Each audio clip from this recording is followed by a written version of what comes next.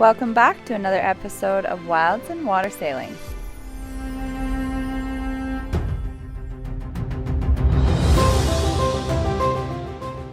We've been really pushing it north and trying to get everything ready, get the boat ready, get everything in line.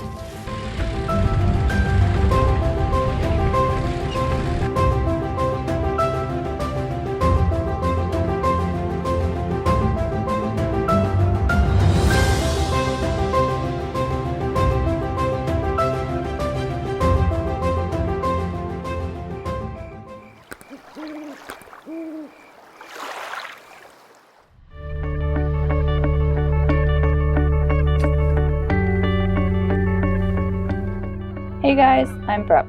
This is Conlee, and this is our princess/adventure dog Muoi. Together we live on board Acklet, our 38-foot tiny home on the water.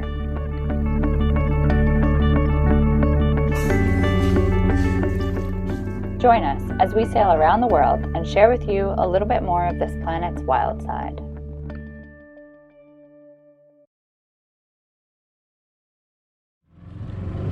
Rocks right there? Yeah. Lots of rocks that poke up at low tide. Crazy how much those ones over there were under the water. Try not to hit any with the dinghy.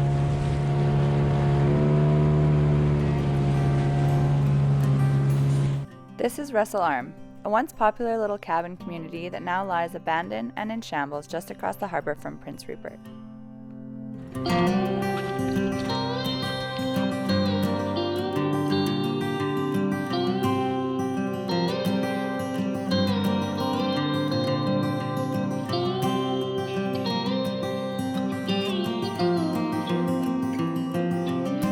So we've been preparing to go to Alaska for the last couple months. That's been our goal.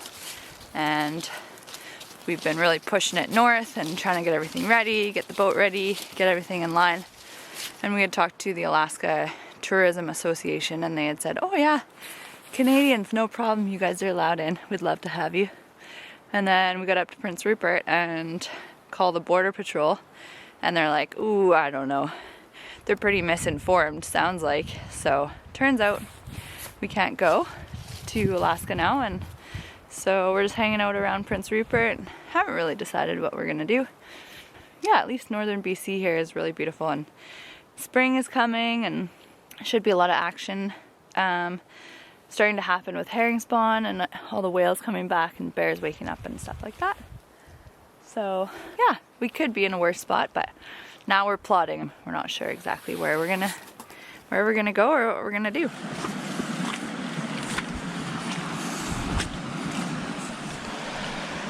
This isn't technically the lake yet. I think it is. Is it? And then it just keeps going up the river?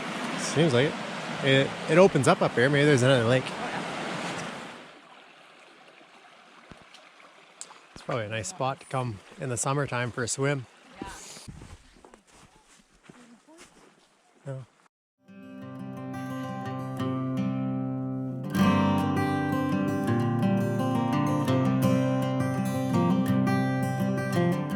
The largest of the native waterfowl in North America and one of the heaviest flying birds is the trumpeter swan. Although driven nearly to extinction in the early 20th century, the healthy comeback of populations is considered a success story for many conservationists. These trumpeter swans are part of what is known as the Pacific Coast population. There are southern populations which don't usually migrate, however northern trumpeters like the ones seen here are on their way back from their overwintering grounds further to the south.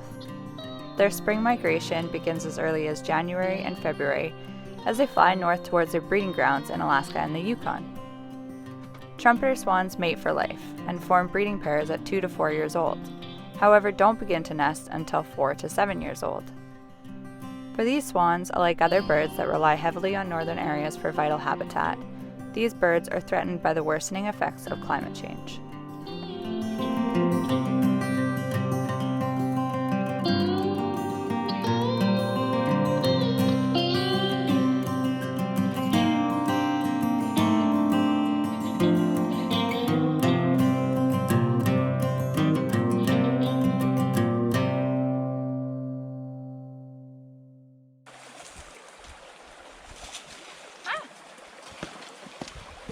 There's a Muoi behind me.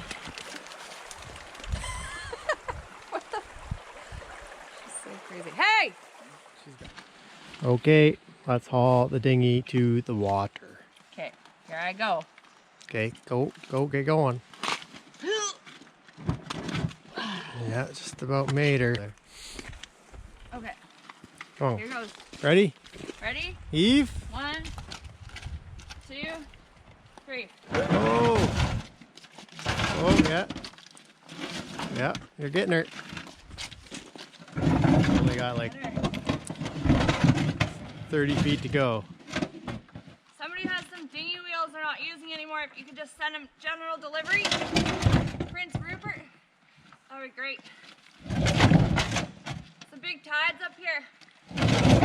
Dinghy wheels would be perfect. Our poor dinghy. Okay, you have to do the last bit. I don't got my gum boots. It's all you. Okay, get in there, Muoi. Get in.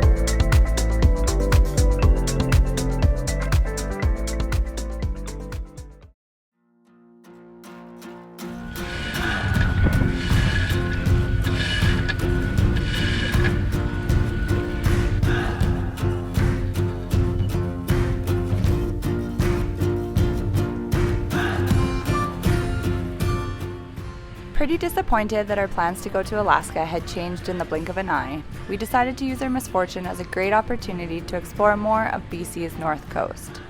The next morning we left Russell Arm, setting sail towards Porcher Island, with 10 to 15 knots of westerly wind on the beam and high hopes of finding a silver lining. Without my love for the ocean, I would be long gone by now. It's some kind of devotion that brings me down.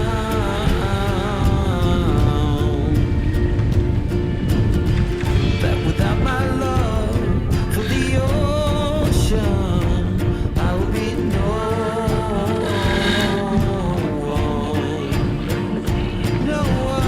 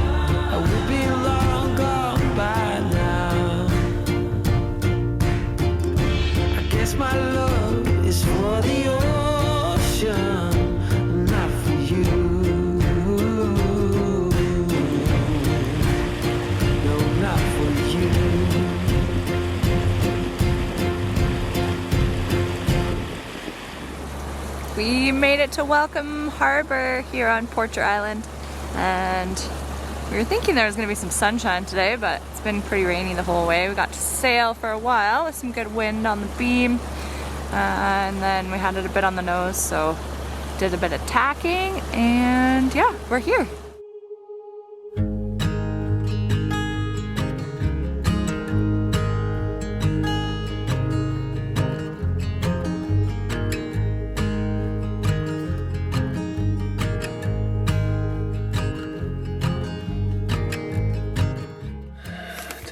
Tomorrow is supposed to be south 10 to 20. So it's probably going to be not sunny. Oh, wah, wah, wah. And then Wednesday, south 20 to 30, increasing to south 30 to 40 in the morning. And then west 10 to 20. Short-lived, eh? The 30 to 40? Yeah, just in the morning, and then west 10 to 20 in the afternoon. Nice. Should be pretty protected in here though. Yeah, we'll be right here. Hopefully. Welcome to Welcome Harbor on Porcher Island. With a land area of 518 kilometers squared, Porcher Island is the 8th largest coastal island in British Columbia. It is part of the Hecate Lowland ecosection, a once heavily glaciated band of narrow lowland rainforest and coastal archipelago that stretches from Portland Inlet in the north to Queen Charlotte Strait in the south.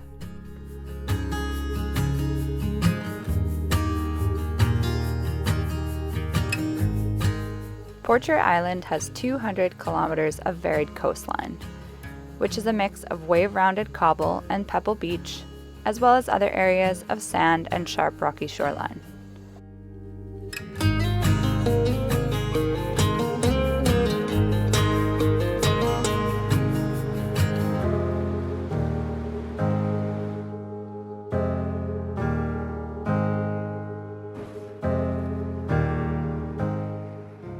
Just above sea level, a thick, tall forest of western red cedar, yellow cedar, mountain hemlock, and fir grows. The forest floor is blanketed in moss with salal and huckleberry throughout.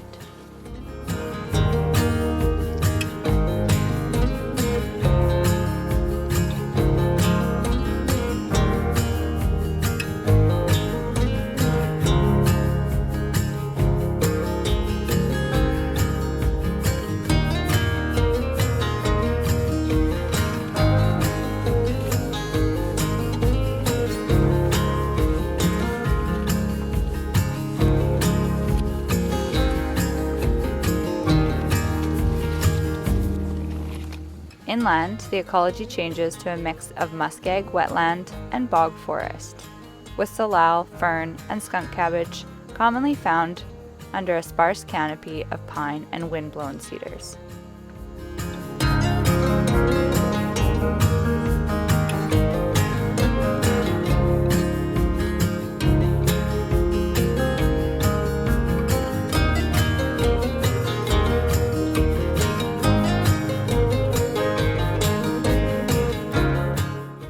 Lowland climate in the Porcher Island region is dominated by frontal flows from Dixon Entrance, resulting in frequent wind, storms, and heavy rainfall.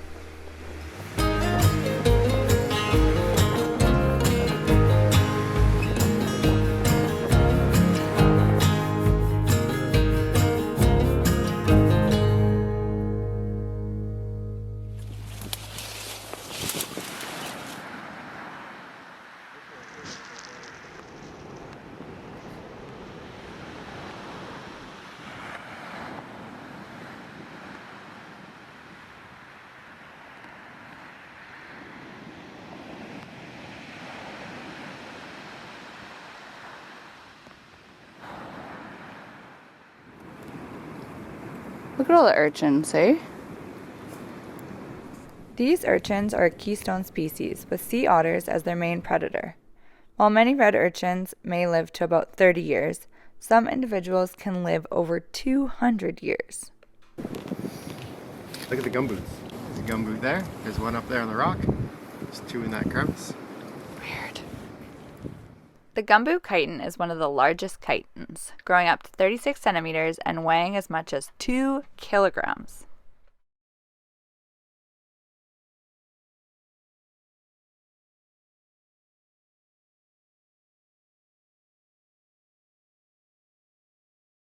Find some? Yeah.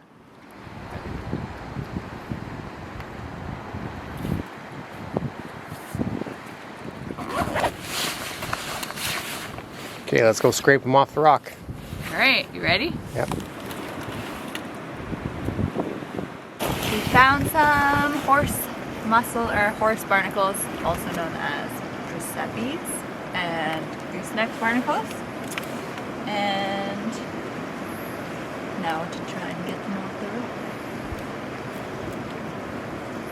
rock. Good luck. Thanks. Pretty tightly packed in there. They are.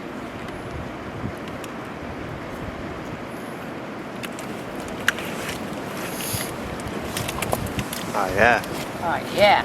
nice one. Got some choice ones in here apparently. These ones. Some grade A. Grade A, yeah, that's it. So we did a bit of research on how to harvest these properly.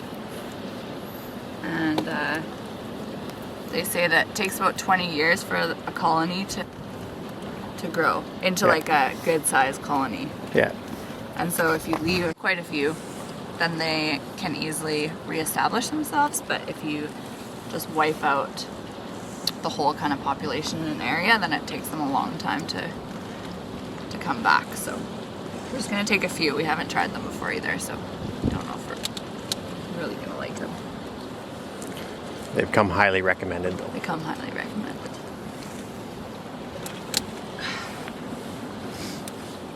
These ones are grade A for sure, but they're hard to get off the rock. You have the knife in behind them?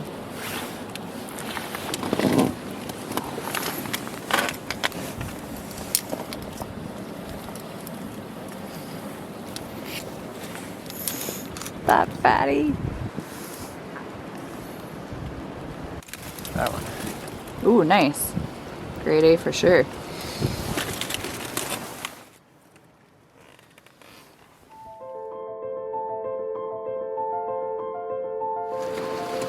Come on, Muoi, this is breakfast. So now what are you doing? Looking for glass balls.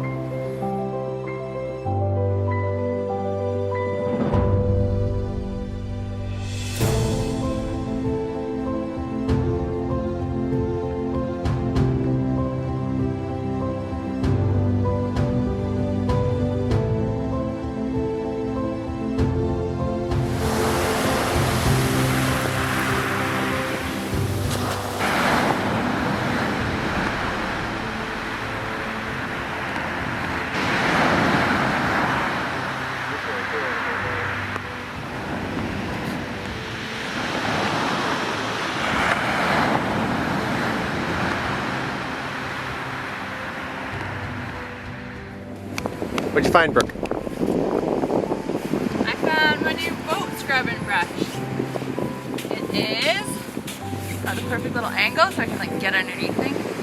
Wow. It's like a big toothbrush basically. And the bristles are still in good condition, so should work really, really well. Good beach fine.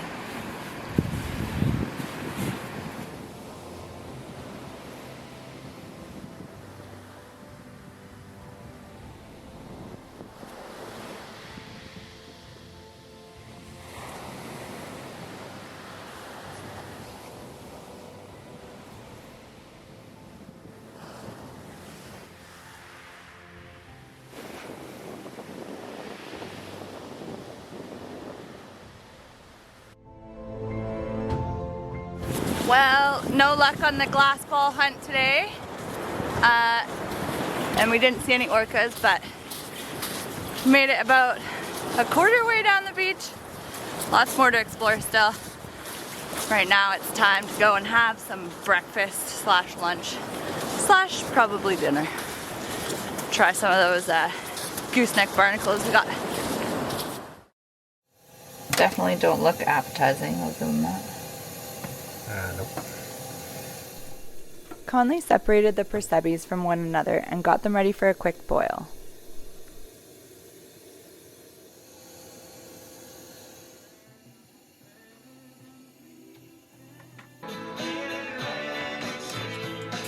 Oh, they're cooked. What do they look like? I don't know. They're weird. They look questionable.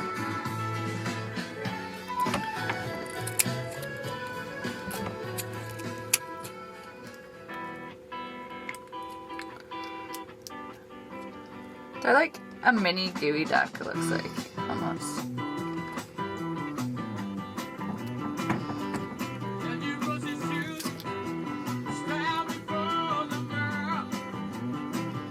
Like little calamaris. Yeah.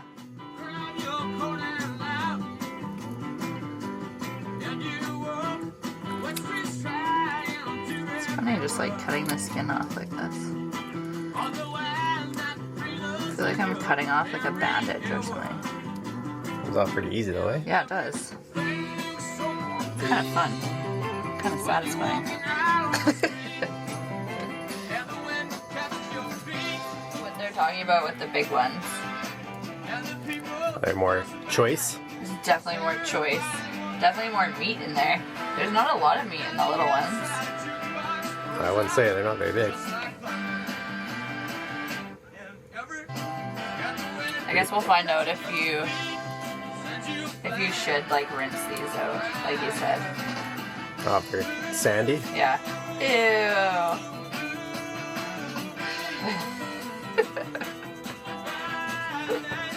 Forage your own food. Forage your own food. Forage your own food. Try new things. Try new things. Try new things. Okay, put some hot sauce on there. Let's try her out. Oh, okay.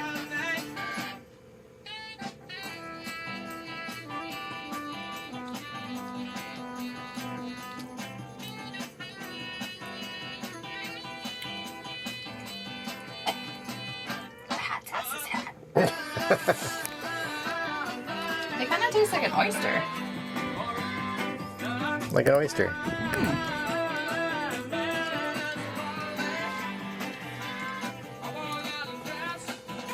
I can see how they'd be good dipped in like broth. What do you think? Maybe a little like, I don't know. Need to make like a little dipping sauce for them. Yeah. We do like lemon and oil.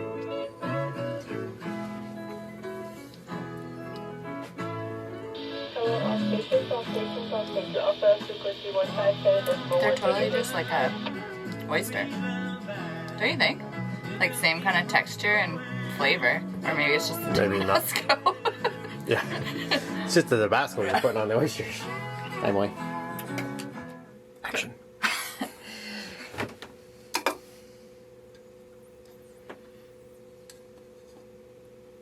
I made some dipping sauce out of soy sauce, sesame oil, mirin, and rice vinegar.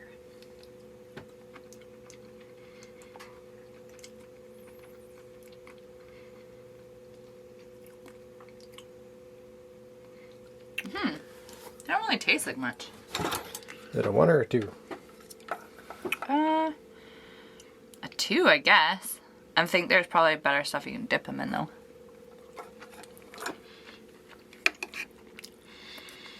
Two for texture.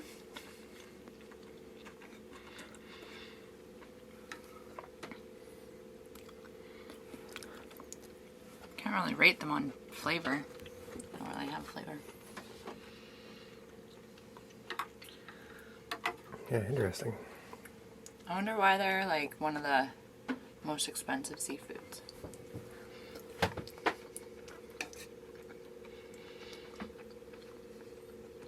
Is it hard to get, maybe? Maybe.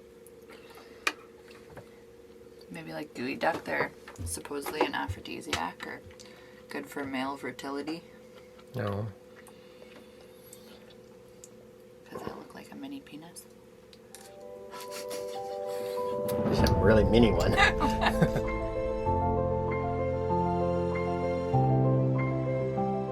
Thanks so much for watching. If you liked this video, give us a thumbs up, and if you haven't already, hit subscribe and click that bell for notifications to be notified of our next video.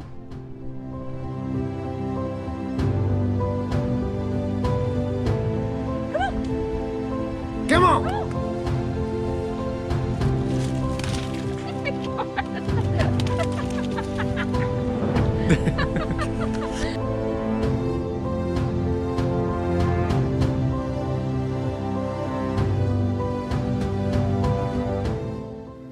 That thing through the fog.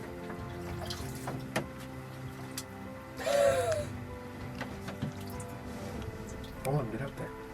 Come on, shoot. Scurry along now.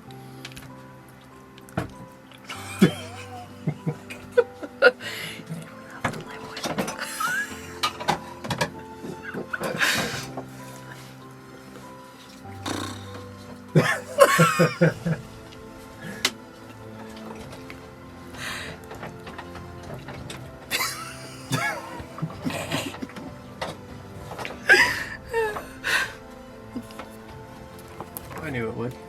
Look at my housewife, isn't it cute? That is it. I get no appreciation around here.